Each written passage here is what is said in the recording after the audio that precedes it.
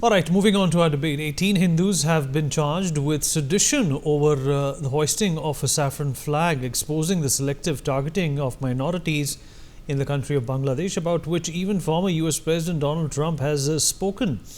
Two people have been arrested, and the case seems to be one of retribution, coming at a time Hindu organizations held a large gathering in Chattogram seeking a law and tribunal for the protection of minorities in Bangladesh. Other than the 18 Hindus who have been charged with sedition, the complaint mentions 15 to 20 unidentified people, leaving scope for adding names in the case at a later date. Very convenient, that is. The incident over which the sedition case has been filed is from October the 25th, when Hindu organizations held a massive rally in Chattogram to press for their 8-point demands.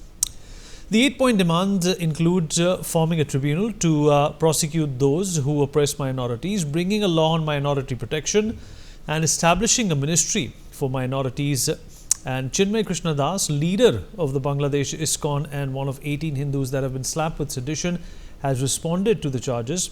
And meanwhile, over 30,000 Hindus have united in Chattogram to protest for the withdrawal of cases of sedition. Well, the big question, as always, that comes up in our face is who will save the Hindus in Bangladesh is the big question, a question that we've been asking since a very long time, but it doesn't seem to be making too much of a difference to authorities in Bangladesh. Ambassador Veena Sikri, former High Commissioner to Bangladesh, joins us on the program. Major General Gigi Dwivedi, defense expert, also with us on the program. Pathakrit Pine, geopolitical analyst, joins us on the show as well. Last but by no means the least, Mr. Pratham Bose, columnist and political commentator, with us on the program as well. Ambassador Sikri, I'll come to you first, ma'am. Ma'am, this situation, once again, it's unprecedented. You know, people are asking for their rights. They have been persecuted on the basis of religion. The interim government and the caretaker of the Bangladeshi regime has also made some weird and unethical demands of the Hindus to abide by, the Muslim culture of Bangladesh, therefore once again sending a strong message to minorities that you are not welcome.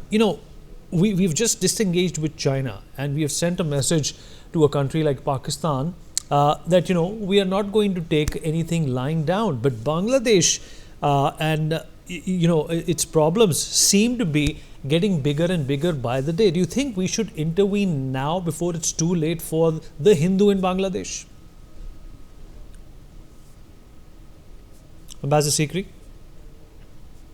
You're quite right that the situation has been deteriorating completely and unexpectedly so in Bangladesh ever since 5th of August when former Prime Minister Sheikh Hasina left the country. I say unexpected because it was expected by those who supported the regime change in Bangladesh that once former Prime Minister Sheikh Hasina left and Professor Mohammad Yunus is in charge, everything will continue the same way. There will be a continued growth of the economy and so on. But instead of that, we have a complete mobocracy in Bangladesh.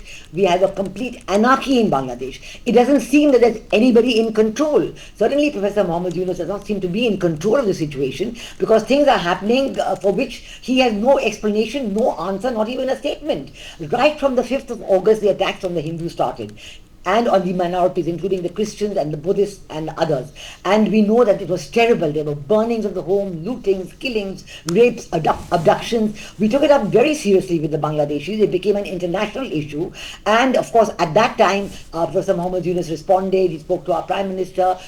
Our Prime Minister even spoke to President Joe Biden about it. At that time, what happened? The physical attack stopped, but the economic attack started. The livelihood of the minority community, the threat. Teachers were forced to give up their jobs. Professors were forced to leave the universities. Policemen, Hindu members of the police forces have been put into suspension. The letter saying this has been circulated to everybody. So the attacks on the Hindus have not abated in any way. Rather, they seem to be a target on which they want to get some kind of consensus among the rest of the people. But it's not happening for the simple reason that the members of the Hindu community have decided to take a stand and fight back. right from August itself. In August itself, there were two major demonstrations in Dhaka where the Hindu community said, we are citizens of Bangladesh, we want our rights, we are going to stay. So they made their position clear right from the beginning.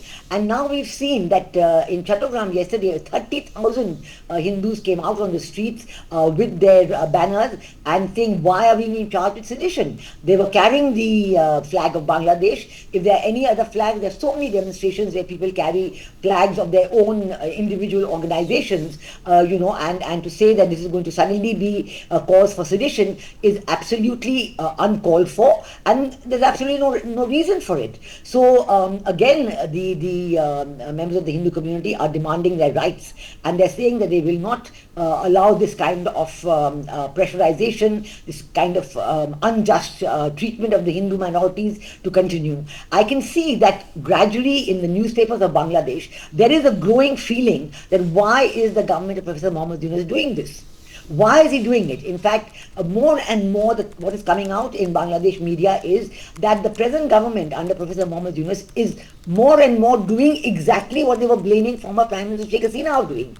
Autocracy, with no explanation, filing any number of cases, thousands of people charged with murder, the new commission set up, no knowing how they've been set up. This whole government is an unconstitutional, illegal government. If there's no reason why it should be there, they even try to remove the president, again by force, again by surrounding the presidential palace. Earlier, they had removed Supreme Court judges like that, by surrounding them, forcing them to resign, so that new people could be appointed. So it's a complete mobocracy. It is absolutely not a legal or constitutional government. I think there's a slogan going around Bangladesh these days that earlier it was better. Bhalo chilo, there's a huge slogan being gathering momentum there. So I think that we have to look at what is happening. We have to support the members of the Hindu minority to show that they have their rights. They are determined to have their rights. They should have their rights. There's no reason they should not have their rights. Is Bangladesh trying to become another Pakistan, where the minorities were reduced to a ridiculously low percentage of 1% or less? I mean, this is really a question that comes to mind, and I wonder why Bangladesh, under the control of the Jamaat-e-Islami, should not be doing this. But they're doing it, they're determined to show that the 1971 Liberation War was not a real event, and the previous association with Pakistan was a real event. They're trying to reverse what happened in 1971. General Dwivedi, your assessment of the situation, it's only gotten from bad to worse. Mohammed Yunus, the interim caretaker, has gone on to say, and it's very, very obvious and blatant to me that he's obviously not trying to solve the situation. He went on to say that this is not a communal problem. There are multiple dimensions in this, which also is an indirect way of saying that Hindus are at fault. Well, Vineet, I think we need to see what the exact picture on the ground. In fact, from 5th August, I think it is well known that Bangladesh is going to undergo a systematic change, and that's exactly what is being played out today. Mohammed Yunus is only a front face. He is a stooge appointed by the army chief. So army chief is the person who is calling the shots, and the situation is exactly the way I think he wants to play it out, because after all, the army is a potent force, very effective, and has respect among the public. Now, what exactly is going on? First and foremost, I think a stage is being set politically, the chessboard is being set, so that whenever the elections take place, and they are not going to happen anytime soon, the Bangladesh National Party comes to power. Secondly, very systematically, the institutions have been overhauled, whether it is judiciary or whether the other economic, you can say institutions, or even the system of education. The third point is the prosecution of minorities. Well, it has been happening right from 1951, when the population of Hindus was about 22%, to less than 8%. 11 million Hindus actually left the country last about half a century. And I witnessed this when I was in Bangladesh, fought the war, and we were there for some time. The Hindus have been prosecuted. Now the end game, what is the end game? I think end game is that gradually Bangladesh is going to be F-Pak, means a combination of Afghanistan and Pakistan is going to have duality. Secondly, the important players, Chief has just been to the West, he has been to Canada, he has garnered support, legitimacy, and therefore he is going to continue the way the situation is. The third point is that what are we going to do about the Hindus? You ask a very pertinent question. The Hindus have no choice. It is between the devil and the deep sea. Either they stick it out or they flee the country. And it's here that India has a role to play. The one person who is actually in charge, who is actually at the helm, is the chief, Waqas Rahman. And he has to be told that this needs to stop. Otherwise, India will act tough, and in diplomacy, there's always something on a hard talk. It's the time that India needs to have a hard talk, because the way things are being orchestrated, the message is clear for Hindus. Either you convert or you flee. I don't think they are being given a choice. So I feel that the situation is not going to improve anytime soon. Bangladesh is going to be in chaos for time to come. Elections are not going to take place. Muhammad Yunus is a fall guy. Moment he doesn't deliver, the chief will change him. And the end game is that it's not in the interest of India. And India has to take a stance. And one stance is that we need to protect the minorities here, because who else will? And that's the message I feel. The two things must happen. One, a very straight and hard talk with the chiefs that they must stop. And secondly, Hindus need to be assured that they must stick on, because if they start fleeing, then that's the end of the game, and Bangladesh will be a theoretic Muslim country in time to come. Absolutely. Pathakrit, this is exactly why the CAA, 2019 came about, to help these, Hindus find a new home, to get away from the atrocities. And most times, Pathakrit, it was either Pakistan, or some of the other countries, or even Afghanistan for that matter, was talked about. But it's shocking to see Bangladesh, a country which predominantly achieved its freedom because of us, is refusing to cooperate, is putting the blame on the Hindu community, and secondly, putting up these bogus cases, for political interests within their own country. Pathakrit, I can't hear you. Well, yeah, there you are. See, Vinay, first and foremost, I think we must admit that after the 1971 war, where you rightly mentioned that we did play a critical role, after that, unfortunately, a lot of things happened in Bangladesh. A lot of persecution of minorities, especially Hindus, happened in Bangladesh, and India did not do much. That is the first thing we must admit, that we were at fault. We allowed the narrative to be built which is against India and which was against the minorities as well.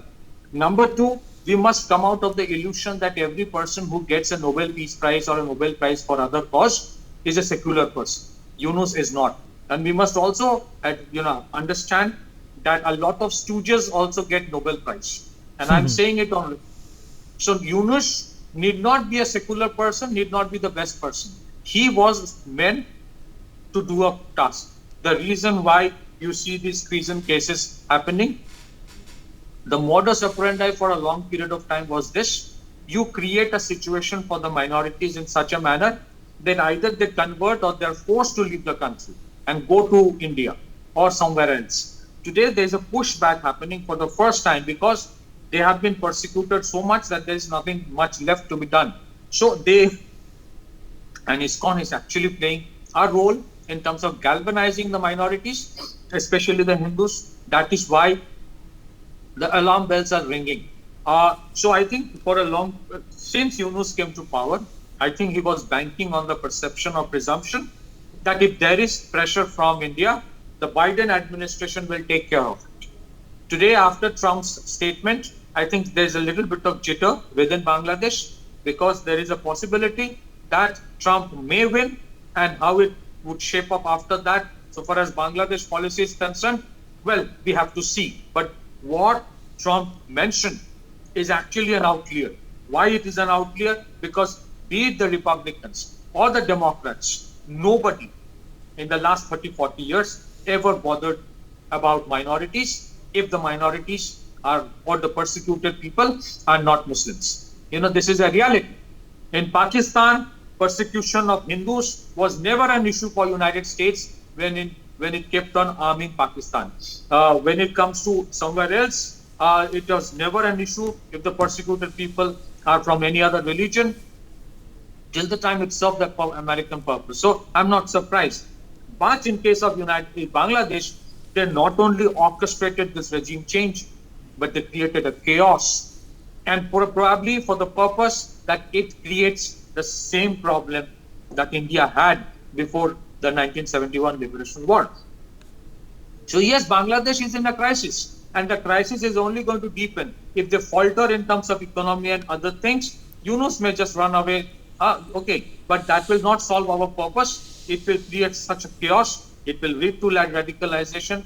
It would lead to exodus from Bangladesh into India, and it's a problematic situation for many of the border states. What we do, well, we need a proper policy towards what we have to do in our neighborhood if situations like this happen. I would rather say we can't expect all the minorities to stand against this organized violence that is happening towards them, including systemic impoverishment, which means they are forced to give up their business or profession, and they are being impoverished so that they convert. Therefore, I would request the government of India have CAA 2.0. Please help and allow those Hindus who want to come, that they can come. We can't expect everyone to fight. They have their own families. There are huge threats that they are getting. And therefore, they're targeting the ISKCON because they think that if they can contain the ISKCON, then the rest will fall in line. That's the reason you see the ISKCON top leaders are being targeted. It's going to get worse even after the election in the United States for the next 2-3 months, irrespective of whoever comes to power. Suppose Trump comes to power. But the Biden administration will be in power till January. Till the January, things might get even more worse in Bangladesh. It might lead to a situation where even for Trump, it will be too difficult to completely reverse the situation. So it's a very difficult thing, and we must stop looking towards United States all the time. United States has its own vested interest in creating chaos in situations like this. I want to rather prefer, I would request, we must have a policy on our own as to what we should do in a neighborhood where minorities are persecuted like this. We cannot just have one Citizenship Amendment Act which ends with a deadline of 2014. It has to be on a continuous basis. Back to you. Pratham, in fact, Donald Trump, commented about this. That's brought in a lot of appreciation for Donald Trump, as well as the fact that the condition of the Hindus in Bangladesh has never been taken up seriously by any of the world powers. And this is in the limelight. Is this going to put any kind of a pressure on the Bangladesh interim government to improve their stance towards Hindus? I do agree with Patikrit about the historic neglect on the issue. Religion, if we just look at, let's say, Bangladesh, if anything happens on Christians, the way the Western missions, they go out and make it a public issue, such kind of things are, it didn't happen. We have taken it lightly. Secondly, this we made it acceptable, an accepted kind of fait accompli that Hindus will keep coming from that side. And we, to add, we didn't bother. We even didn't grant them a citizenship. So I think that was a historic mistake, and we still don't have any policy. We don't have a Bangladesh policy per se. We put all our eggs on one Hasina, and right at this moment, forget about having a policy on Hindus. So these two are definitely affecting the Hindus. They were unprotected. Second thing is that at this moment, the US administration is clearly supporting Jamaat. That is very clear.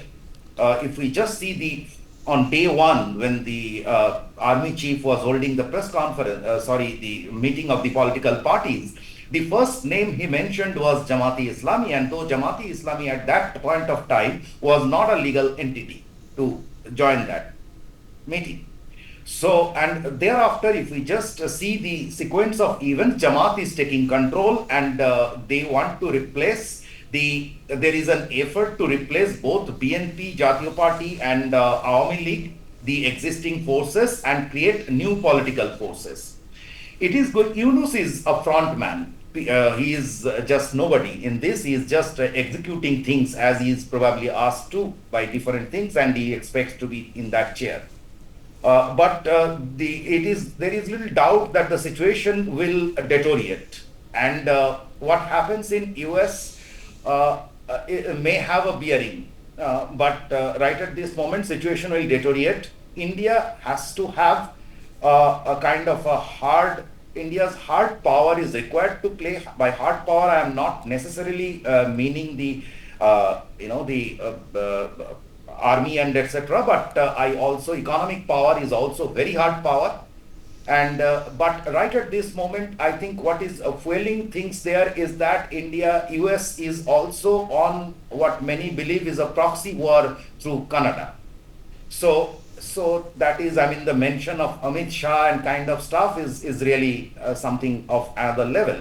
So this is right now the situation is, and it is noticeable that the ISKCON, that this sadhu from ISKCON is leading the show. Definitely ISKCON has tremendous global pull behind. So it is being fought internationally. That's the only reprieve.